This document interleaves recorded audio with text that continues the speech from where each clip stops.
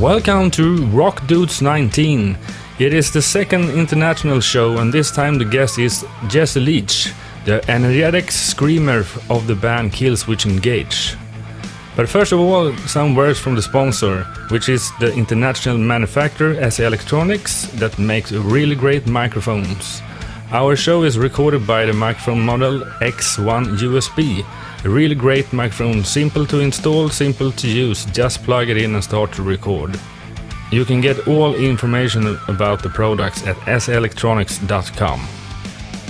Rock Dude's main sponsor is J-Leaf IT and Media. J-Leaf has highly skilled senior IT consultants within the Microsoft infrastructure and collaboration areas. In the area of media, J-Leaf runs both this podcast and one of Sweden's most personal rock magazine called rockbladet.se. It's an online magazine that publishes both traditional things like concert reviews, interviews and different kinds of reportage, but it's all done in a great personal way. You can follow them at rockbladet.se and through social media like Facebook, Instagram, YouTube and Spotify. Search for Rockbladet. Jesse Leach is a real down-to-earth guy. Here in Rock Dudes you will hear him telling the stories about how he grew up in Providence, Rhode Island in USA. And in the mid-90s he was really into a lot of music styles. But the style that gave him most impact was really the hardcore and the metal. So when he joined the Killswitch Engage, he got the best blend of both of those genres, which is called core metal. He will also of course talk about the new album Incarnate. You can hear all of his stories here in Rock Dudes 19. Rock Dudes! Welcome to Rock Dudes 19. It's have been a while since the last episode. Yep, for sure. So now we have a guy from Killswitch Engage, Jesse Leach. Hey. Hey, welcome. man. What's going on? It's good. Welcome to Sweden. Thank you. Good to be here. You came here yesterday, right? Yeah, on no sleep. It was pretty intense, man. It's fun. Directly from the States, or? Yep. Into London, and from London to Stockholm, and hit the ground running. Did an interview and did a little listening party for the record. Got to bed at like 10:30, and I'm ready to go today. It's great. Shit, it's cold out there, right? It's cold, but you know what? This city's beautiful. I'm in a good mood. I don't care about the weather. It's fine. You've been here before, right? In Stockholm? Oh, yeah. I've been to Stockholm before. What do you think about the city? I love it. I love Sweden in general. The people here are great. The culture is great. I like it in the summer, though, a little better. For sure.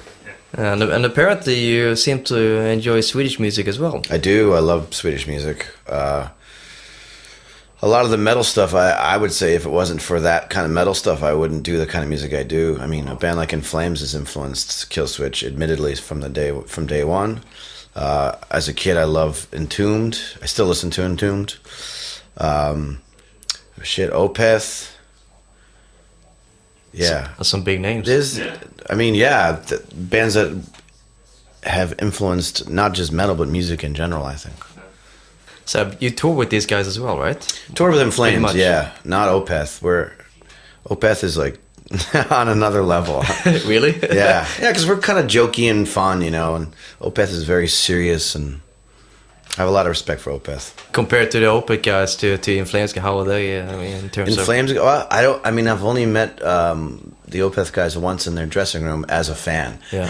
Oh, wow. Early on? I got introduced, by... this is a couple years ago. And I was like, I'm not worthy. Really? And Michael was like, why? Why are you not? I was like, no, I just don't want to. But In Flames guys are like family to us. Anytime we run into them on the road, it's just hugs and weird jokes and stuff like that. I love those guys. But I will say that Killswitch Engage is like way, way bigger than Opeth in the States, right? Or am I mistaken? Fan-ways? It depends. It depends where you go in the States. I mean, yeah, we do pretty well, but Opeth does pretty decent in the States too, especially in the major cities. They got diehard fans, yeah, as they should. It's crazy. So, who is Jesse Leach? If we take it from the beginning, from the youth part of my life. I started my life out as a pastor's kid, kind of like the Flanders kids on The Simpsons. Fuck yeah, what happened? I discovered punk rock and drugs. Woo! It's awesome. So I started out, as sort of a gullible, protected kid. And once I discovered secular music, which I wasn't even allowed to listen to, I'd say my gateway music was Public Enemy, was the first thing that I really latched onto. Run DMC, Public Enemy. And my brother was into Iron Maiden and Def Leppard and bands like that. So the pivotal point for me was when Anthrax collaborated with Public Enemy and they did Bring the Noise. And I was like, ooh, Anthrax. So I became an Anthrax fan. And then from that, long story short, I discovered Minor Threat. And Minor Threat was the band that changed my whole world and made me want to pick up a microphone and scream and yell. So from then, I just dove into hardcore and punk rock. And that's kind of my roots.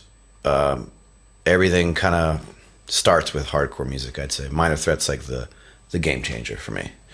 And then from there, I fell in love with reggae music because of the Bad Brains and the Clash.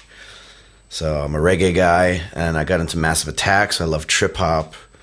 So I'm kind of all over the place now, musically at least. But my personality and who I am is kind of based off of my music. And anyone who's a diehard music fan, I think that goes the same. Your lifestyle sort of goes with the music you fall in love with. So when I first got into punk, I had the mohawk. When I got into hardcore, I shaved my head. When I got into reggae, I had dreadlocks. Just a dork. Like, whatever influenced me, I kind of dressed the part. And then as I got older, I realized I'm all of those things. So that's awesome. I mean, regarding the hardcore scene in the States, so is it still big, or how is the scene over there? Yeah, I don't know if it's big. It's alive and well for sure, but I feel like, and maybe just because I was younger in the 1990s, it was thriving, big time. The second wave, I guess you could say, of hardcore bands like Integrity and Earth Crisis, but bands that really kind of turned me on my head and changed me. And I think the root of why I sing the way I do and the styles I'm into is a band called Rorschach that did hardcore, but they had a real dissonant, dark sounding, almost like artistically, if you could say like artcore, like hardcore. And then that band became a band called Dead Guy and a band called Kiss It Goodbye.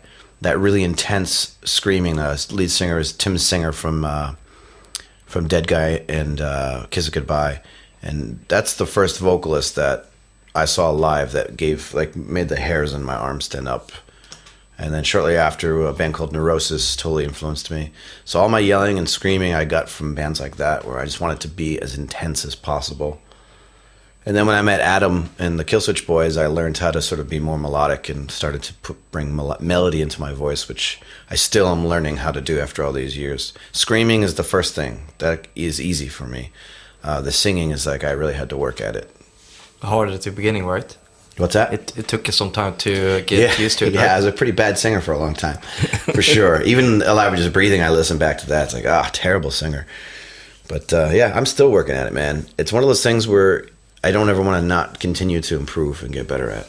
But do you have like a vocal coach or something? Yeah, like I went to see Melissa Cross when I was younger, and then kind of strayed away from lessons. And then I went back to see her, and I've been using her techniques ever since.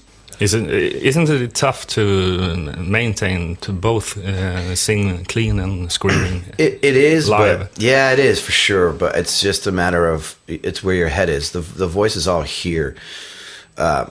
Any of us can be a singer, and I think anybody can. Anyone can scream. For example, like you ever hear of a baby with a hoarse voice, or like a baby has lost its voice? It doesn't happen. Because we as humans, we have the ability to scream and yell and all day long. But what screws us up is as we get older, we have this mental baggage, we have all these emotions.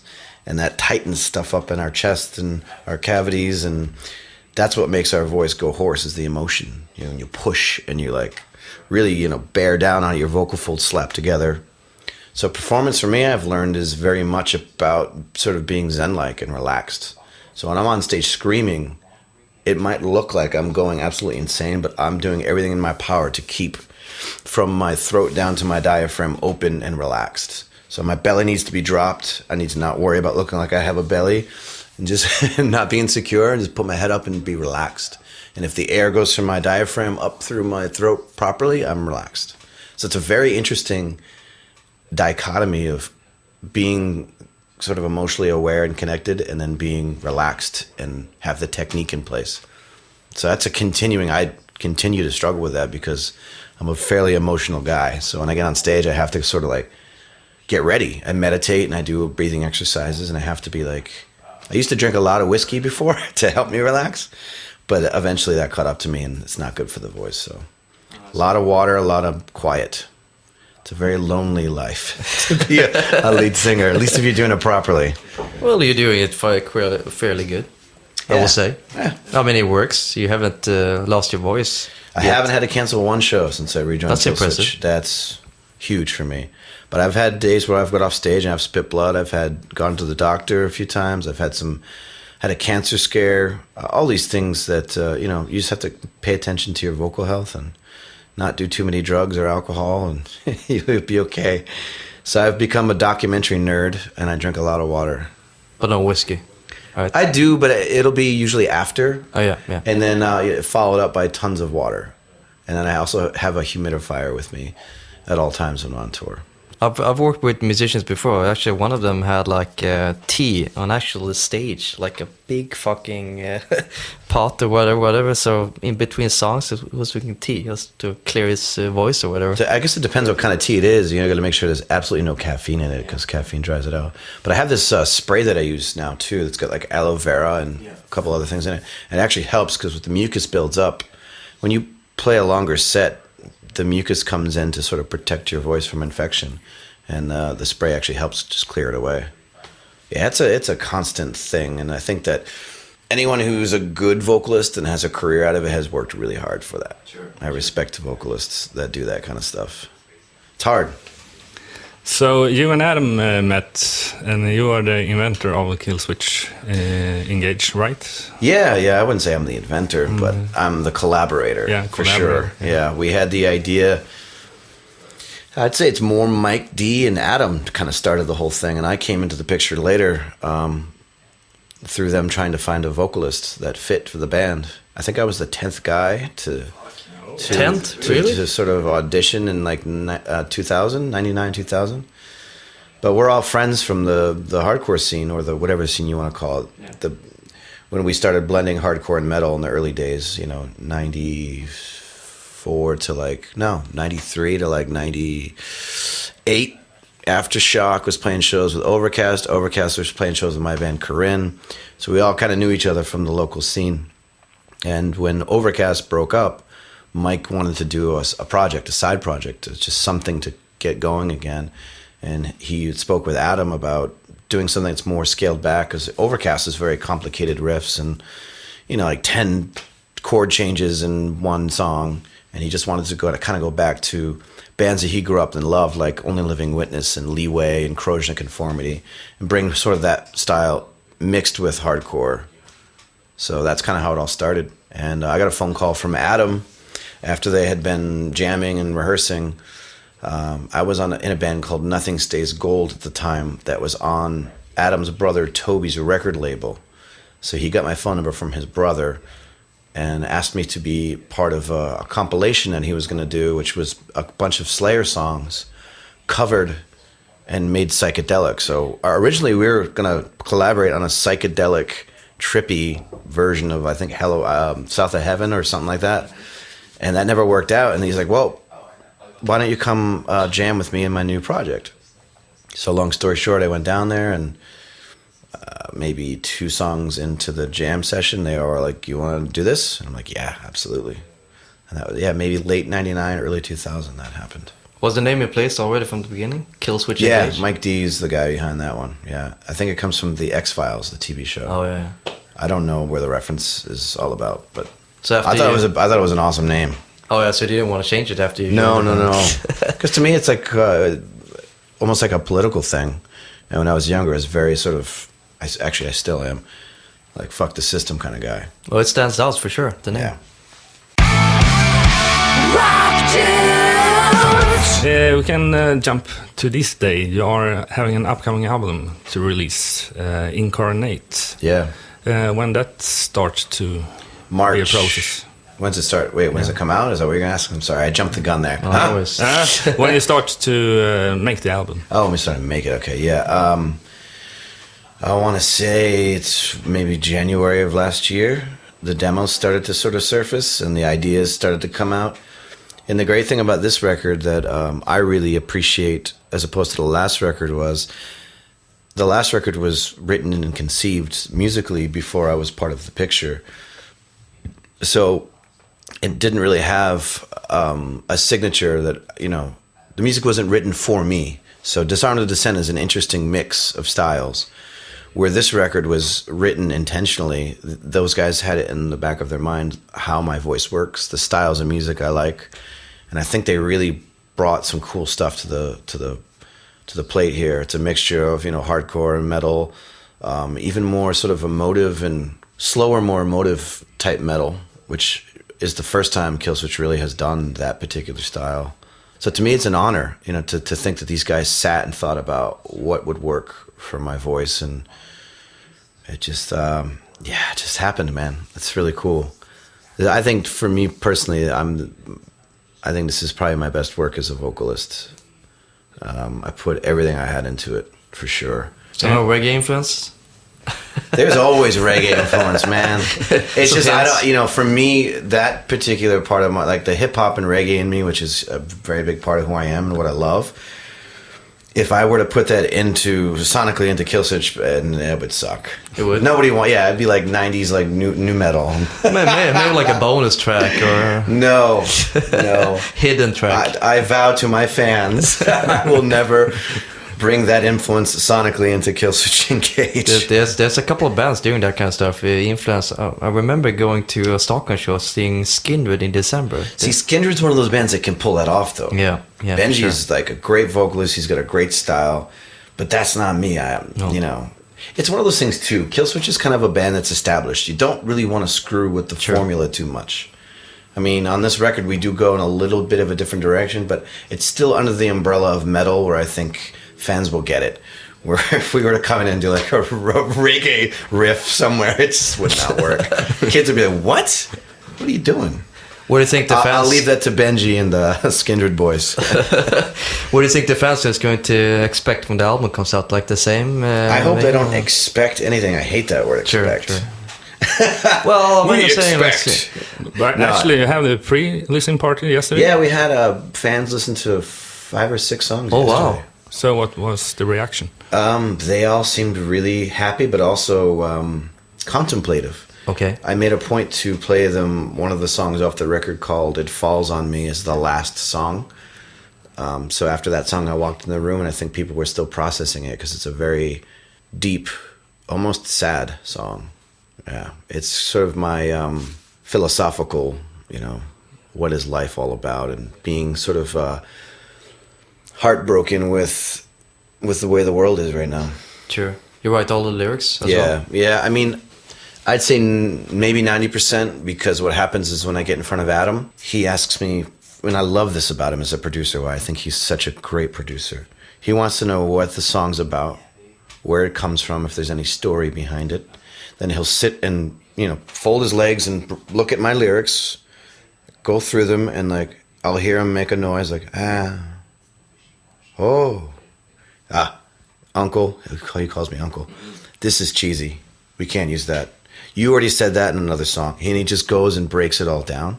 And after he does that, he'll sit and sort of like stroke his sideburn and give me suggestions, and I'll do rewrites based on that, because we have that great relationship. So he's got at least 10 to 15% of like lyrics, because he helps me rewrite stuff. And after that, you know, after it's written, while we're recording, we may still take stuff out or add stuff depending on the placement of the vocals. And yeah, he's very, very key to the way Killswitch works on so many different levels. But for me as a vocalist, I have a lot of energy and ideas, and he sort of organizes them and helps me place them properly. You know, where if I'm singing a bar, I'm screaming a bar, and it's boring, it's too samey, because I'm very punk rock and I do a lot of the same stuff, he'll like shift it this way or that, and it just blows my mind. I'm like, that's perfect, that's great. So he has a lot to do with that kind of stuff. So lyrics come basically naturally to you. I mean, thinking about last year when you recorded, it happened a lot of stuff going on in the world. I mean, ammo-wise, it's kind of, well, it helps. There's a lot of shit going on. There is, and I'll tell you, since the record's come out, I've done more writing, because it's just so much so much sad stuff in the world for sure. And then where the America is politically is, to me, is just absolutely asinine. It's sad, and the fact that we're giving someone like Donald Trump a platform to stand on disgusts me. And I actually expressed that in this album, where I don't have any more faith in the government. I don't believe in it. I don't vote anymore. I'm not a part of the system. And you know, some people think that's childish and it's counterproductive, but I truly feel like it's so broken right now that it doesn't matter. To me, I step outside of politics and just try to be a humanitarian and have that come through my life and my actions. But there's a song on the record called The Great Deceit. It's about that. It's also about the evils of organized religion and the fact that, and don't get me wrong, not all religious establishments are bad. I'm just saying, on the whole, when we try to control people and manipulate people and teach people to hate other people based on their sexual orientation or their difference of creed or religion, I'm over all of it. I'm angry about it and I'm over it. So, yeah, there's a bit of that on the record, but there's more to come from that stuff, because, you know, it's an ever-evolving process now where we are in the world, and there's a lot of love to be had to overcome all this hatred we're experiencing now in this world. Yeah, the same thing is, it's not a nice thing to call it a trend, but the trend here in Europe is pretty much the same. Not that we have a guy like Donald Trump, but even here in Sweden we have a really big change going on politically. So it's bad changes. Yeah, bad changes. Well, that's just the way of the world. Yeah, it is. It's the curl of the burl. What's the plan from the release and in the future? Tour. Tons of tour. Have you any nice tours coming up with other bands or headlining, or what's the story? We're still sorting a lot of that stuff out. I mean, we definitely have a headline run in the States after the record comes out. We're actually going to announce, as of this week, we're doing 5 very small, intimate club shows in New York City. We're going to start playing some of the new stuff. And then from there, do sort of a U.S. run. And after that, I don't know, we're still sorting details out. There's a lot of offers. But we really want to make sure the moves we make sense. And that we want this album cycle to be different than Disarm the Descent. We want to be really smart with where we go and where we don't go. Because we hit crazy places on that last tour. Places I'd love to go back to, like Africa was amazing.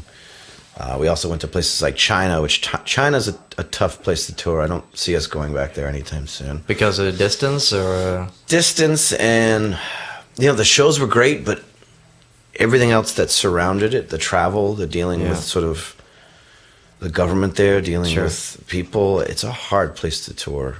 And they're not exactly welcoming of Americans, which, you know, I guess I can't completely blame them. But it was interesting, man. We've been some crazy places. So I think this time around we're going to be really selective with where we go. Obviously, we'll come up here and do Europe, which we're looking forward to that.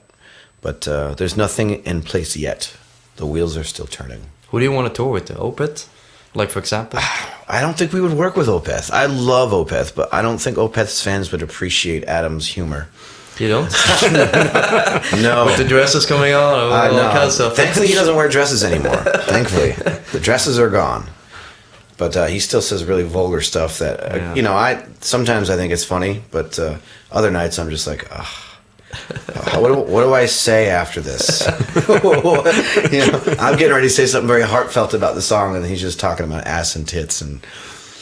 But, you know, it's like, you got to shrug your shoulders. That's Adam Duty. That's what everyone does. So it is what it is. I mean, I'd love to do In Flames again. Those guys are always fun to tour with as far as Swedish bands go. But I'm open to whatever. We'll tour with rock bands. We'll tour with punk bands. We just got off the road with Rise Against. We did 2 tours with those guys. And it put us in front of a different audience, which I love. I love challenging ourselves to gain new fans. You know, just because we've been around for 15, 16 years doesn't mean we can't still gain younger and new fans. You'd be touring with your hardcore band or whatever. I'd love to tour with a hardcore band, man. Absolutely. I don't know who, though. I went to a show off the top of my head. Just recent, the Bronx. Oh, Bronx are awesome.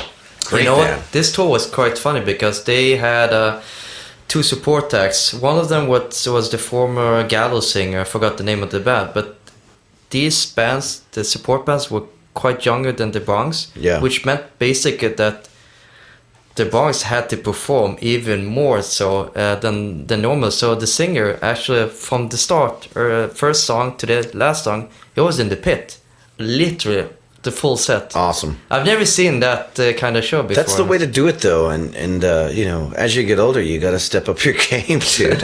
You know, that's why a lot of people are trying to get in shape as they get older, because you got to keep up with the energy of the younger crowd. You know, for example, we had Let Live opening up. It was Let Live, us, and Rise Against. And in Let Live, I don't know if they've played over here yet, but the singer climbs stuff, jumps all. He's like amazing. And every day I would watch him and be like, okay, I see you. I see your energy. I'm going to try to match that or get over it, you know. And some nights I'm like, you know what? I'm an old man. I can't do that anymore. I don't stage dive anymore. If I get in the crowd, I jump off the stage first, then crawl into the crowd so I don't hurt anyone or myself. Old core. But seriously, man, my biggest fear is to harm somebody. Like if I jump off stage and I snap someone's neck and they die, are you kidding me? Yeah. It's not worth it. And we've heard some stories regarding all kinds of stuff. People falling off the stage or broke the neck. Yeah. It's just crazy stuff going on. I can't afford to break anything, man. I don't have health insurance because in America, our health insurance sucks. That's crazy. Because your shows are quite intense, at least on stage. They are, yeah. It's funny. People ask me if I work out. I'm like, nah, I get all my workout on stage. I literally dropped 10 pounds the first 2 weeks of tour. It's great. It's a great workout. And when we get off stage, it's like that post-workout buzz. I got it. I love it. And it actually helps me not drink as much, which is good. Something I'm still working on. Well, you can never have too much to drink, right? On tour? Oh, jeez. Especially. Yes, you can. When you start spitting blood from ulcers, you've had a lot to drink. Well, that was because of singing, but that's actually because of... ulcers. Oh, it is? Oh, yeah. Wow. But it still freak you out as a vocalist when you get off stage and you're spitting blood.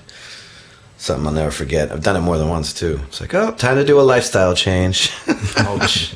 We can just talk a little bit about anecdotes and things, how it's to travel with you guys and what happens. How is it to during be the a tour? rock star, pretty much? I'm not a rock star, first of all. I was a bartender 4 years ago, and I'm still very connected to the sort of blue-collar mentality. So I don't have any sort of lavish lifestyle. I don't do anything too crazy. I don't think I'm a rock star at all. But you do some DJ stuff as well, Yeah, right? DJ stuff, but that's just fun, man. I'll DJ, for people listening, I DJ like hardcore and punk nights. I prefer doing sort of reggae and dub and trip-hop, but that's, you know, not a lot of people who know me want me to do that kind of stuff. But you actually you have a DJ set in Germany. Yeah, I'm doing a metal night there, but for me, I'm going to be blending in hardcore crust and like stuff that I like, the metal I like, which, you know, we talked earlier, Sure. some old school death metal, and you know, a lot of the modern stuff I'm very picky with. Like I can count on my fingers the modern bands I really dig, like Gojira, I love, Mastodon, Baroness. So for me, I you know, another thing too, when I DJ, I really like to play stuff that I know people don't know, so they come up and they ask. So I can constantly point back to the roots and introduce people to like bands like Rorschach, for example, or Neurosis. You know, playing these tracks where people will stop. You know, if they're at the bar and they're like, "Whoa, what is this?" Especially younger kids, and I love just sort of like passing that on. You know, showing people the roots of where we all come from. I do a little bit of the opposite when I DJ, actually. I try to go back to my CD collection and find old stuff that you basically can't find anywhere on Spotify or whatever, because it's like defunct bands or labels. And then often when I play, I have my own set list, especially it's like a death metal DJ set or whatever. Yeah. And people actually come over. Which song was that? Good luck finding that one. I'll give you the name though. But see, what I'll do is I'll transfer my old 7-inches to digital format or vinyl. Like, for example, I love Nausea, a band called Nausea, or a band called His Hero's Gone, which I'm opening up with tomorrow. I'm playing His Hero's Gone is the first song. Oh, wow. And I know for sure people are going to be, what is that so heavy? And I'll be like, you're welcome. So people tend to come up to you and ask for the songs, so it's a request or stuff like that going on? They do requests, but I don't usually take requests. Sure. I hate that. So no Killswitch Engage no. songs? Oh! No, when people ask me to play Killswitch Engage, I look at them like, dude, don't bum me out right now. Like, that's my job. Like, I love what I do, don't get me wrong, But I'm not. To me, it's just like, and I don't want to eat my words because tomorrow I am going to play one Killswitch song, the new one, at the end of the set. Oh, that makes sense though. It's a new song and everything. People haven't heard it yet. Yeah, but I would never play my own music. It's just weird. It just seems to me like that's not. I don't know. That's a bum out. So touring wise, is this common that in between gigs that you tend to do like specific DJ shows or after party? I did for a while, yeah. And then when we started writing this record, I stopped everything creative. Sure. And put my all into this. But now that it's sort of done, I would love to start doing after parties. And the cool thing is when we do tours in the States, and I'm sure in Europe, when we're on a bus, we'll take a speaker unit system with us. So whether it's just for the bands and crew on tour, once we're finished, I'll set up in the parking lot wherever we are and play music. Like, we call it the dub lounge. So we'll start out with like some like reggae dub, and we'll go into like early like proto-punk like MC5 and the Stooges, and play like old school stuff that we know the bands that we're touring with and the crew is going to dig, and people will drink, and we'll have barbecue in the parking lot. So we've done that a lot on tour. We did it with Rise Against a bunch, and it just sets a great vibe, and people get to know each other, and it's like, you know, there's a certain unity that goes along with that. And it's fun, and that's the kind of stuff I'd like to do, more of that kind of stuff. And after parties are cool too, but the dangerous thing about after parties is, you know, when you're DJing, people come up and they want to say hi or talk to you. You have to yell over the music, and that's just really bad for your voice. Well, that sucks. So if I do DJ those after party things, I'm pretty antisocial. I'll smile and headbang, but don't come talk to me. I gotta be quiet. It's so crappy. So yeah, if there's a DJ booth set aside away, I'll do it. But if I am too close to people where they can come talk to me, I have a hard time with it because I'll lose my voice. Oh yeah. Where do you find your new music though? Like blogs, or do people come up to you and look, could you play this on your next set, or how do you find music? Yeah, I did. When I had a regular night in Manhattan in the East Village, a bar called Three of Cups, where I started a sort of a punk revival where I would play strictly New York punk, for example, like the Ramones and Blondie and Dead Boys, and well, Dead Boys not from New York, but that era, the CBGB's era of punk, I wanted to bring that back, and for a year I kind of did that. And I used to leave a piece of paper out with a pen and say, write down your requests for next time, so people wouldn't sort of come and yell at me, play this, you know. And I learned a lot about punk from that, because you had a lot of old school punks that would come down, like people who were in their 50s would show up for the nostalgia, and I'd meet them, and like friends of the Ramones. The one night I had the English Beat come in, the ska band, and just writing the songs down, and I'd go and research if I didn't know what it was, and then that band would lead me to another band, and I just became this punk hardcore historian where I'm like, oh, where does it all come from? And a lot of it leads back to Iggy Pop and the Stooges, man, and MC5, which those are two of my favorite rock and roll bands, for sure. But it's a never-ending thing, whether it's the online or seeing a T-shirt that's, you know, one of the bands I dig wears or whatever. It's fun, man. Keep going back. That's my whole thing. New music is great, but I'm having so much fun just going further back with this stuff. It's awesome. Rock Dudes! Now it's time for Rock Dudes 19's Music Top List. In the Music Top List, we will present 15 songs divided into 1/3 each. Our guest Jesse Leach will start with his 5 songs, and then me and Amer will tell our top 5. The Music Top List will be published on our Spotify profile and homepage rockdudes.se. Rock Dudes! So now we are gonna talk about the Rock Dudes top list of songs, and we start with Jesse's top 5. So which will be the first song? I wouldn't say it's my top 5. Let's just go with current stuff that I'm digging on.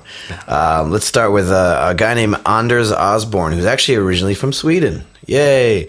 But he moved down to New Orleans and became a blues player. And I was in a bar in New Orleans on this last tour we were on with Rise Against. And on days off, I tend to stray and go off by myself and be quiet. I walked into this really quiet bar and had a little bit of whiskey, and this song Peace came on by Anders Osborne, and it just like the hairs on the back of my neck stood up, and I actually got emotional. I was sitting there just in a moment because he's talking about playing his music and looking for a day of peace. And when you're on tour and the chaos of tour hits you and you're missing your home, you're missing your family, that song hit me in such a way. And I went out and bought the record the next day, and it's just great. It's good blues, rock and roll kind of stuff, but that one song, Peace, just hit me right between the eyes. So what will be the next song? I heard about this band via the story that they went through when they got into a van accident and broke up, essentially. A band called Baroness, that I've always heard the name, I've known of them, but I never really jumped deep into their music until recently. I bought the album Purple. The first song I heard was Shock Me, which is a great song, but off of this record, I'd say Chlorine and Wine is a song that really gets me. Again, I'm an emotional dude. I got emotional listening to this stuff. The lyrics are super deep. The music is super soulful. It's a great blend of metal, sort of indie rock, art rock kind of stuff. And the production on it is beautiful. It's nice and warm, and it just sounds like a rock record. Every single song on the record is great, but I think Chlorine and Wine was the first one that really kind of got me. So the third song, what's it's gonna be?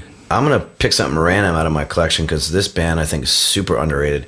The Catherine Wheel. And the lead singer is actually the brother of Bruce Dickinson from Iron Maiden.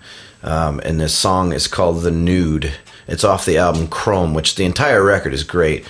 But it's really emotive indie rock kind of stuff. And it's funny too because I had no idea he was brothers with Bruce Dickinson until after the fact. But everything this guy's done with the Catherine Wheel is great. But the song The Nude is so good. Just, again, emotive kind of like stuff. Emo boy over here. Keep saying emotion. The fourth song.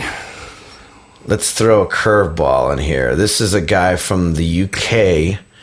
He's part of the jungle scene, which is alive and well in the UK, and I actually love jungle and the trip-hop kind of stuff. A guy named Congo Nati, and the song is UK All-Stars, and it features a lot of the jungle vocalists from the UK. They're really fast raga-style vocals over drum and bass and break beats and stuff like that. The album is awesome. There's a lot of energy to it. And the cool thing about jungle and that particular style of like electronic music, it's very energetic. And if you see it live, it's got a vibe almost like a hardcore show. People are jumping up and down, going crazy. It's not a pit, they're dancing. But Congo Nati's new record, Jungle Revolution, it came out in 2013 rather, but the whole thing's good. But UK All-Stars is just a great representation of modern jungle music, and I love that stuff. The last one. I got one. Band from my area where I grew up in Providence, Rhode Island, is part of the very integral part of my musical education as a kid. Grindcore and sort of, I guess the loose term is crust punk, peace punk, whatever you want to call it. Patch punk, there's so many different phrases. A band called Drop Dead that were sort of my, kind of like the godfathers of the hardcore and grind scene in the States, the Northeast at least. And I just saw them recently, and those guys are, pushing 50, mid-40s, and they still destroy it live. A great band, a lot of really cool things to say politically. They're all about animal rights and animal liberation, which I think is cool, even though I'm not a vegetarian, sorry.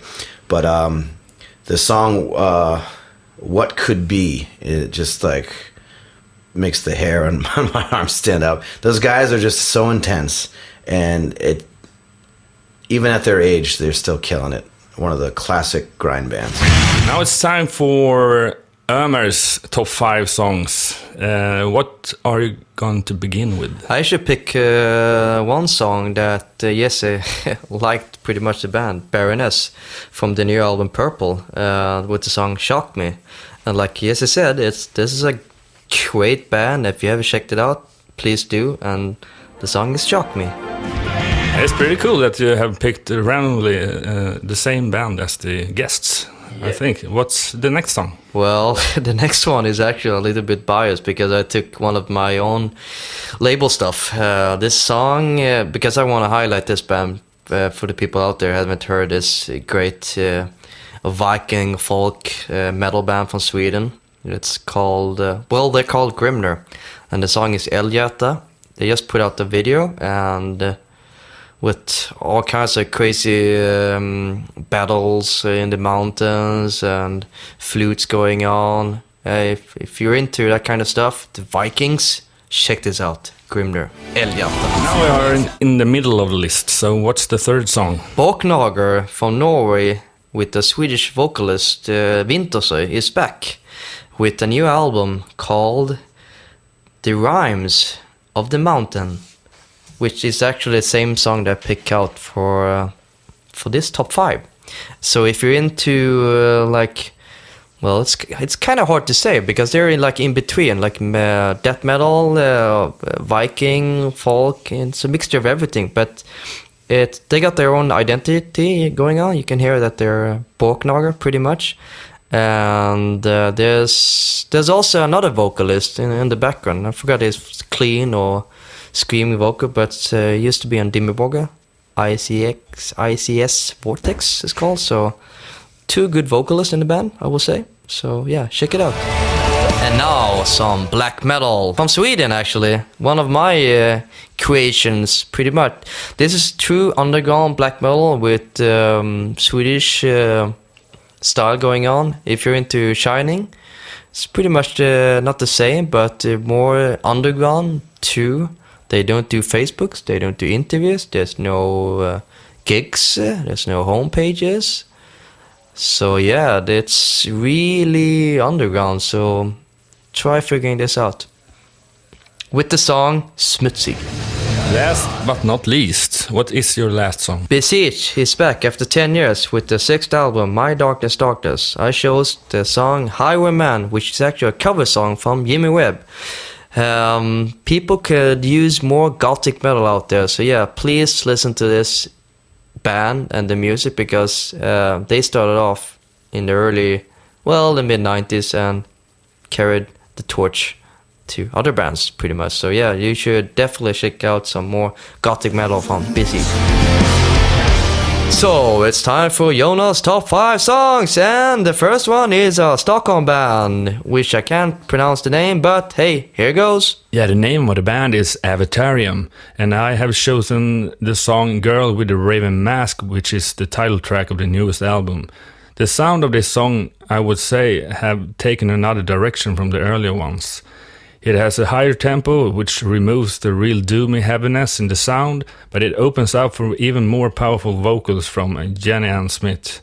The song sounds almost like a James Bond track. The second song is actually an animal I haven't tasted yet. The next song is from the band We Hunt Buffalo, and I've chosen the song Back to the River, which comes from the newest album Living Ghosts. We Hunt Buffalo creates songs with hard-hitting fuzz rock grooves and psychedelic overtones.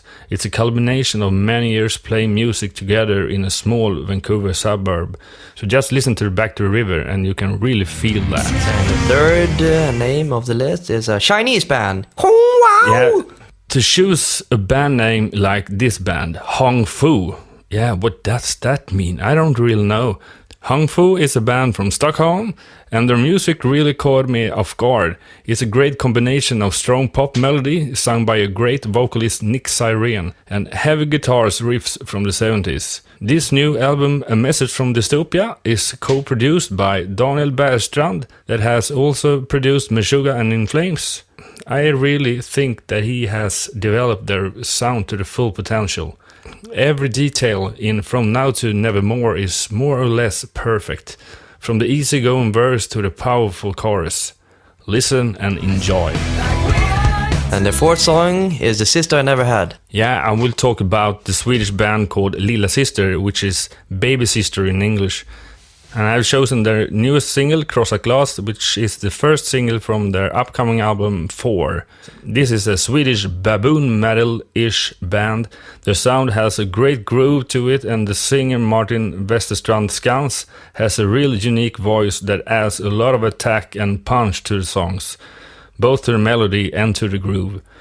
This party metal band will release a new album later this spring called 4.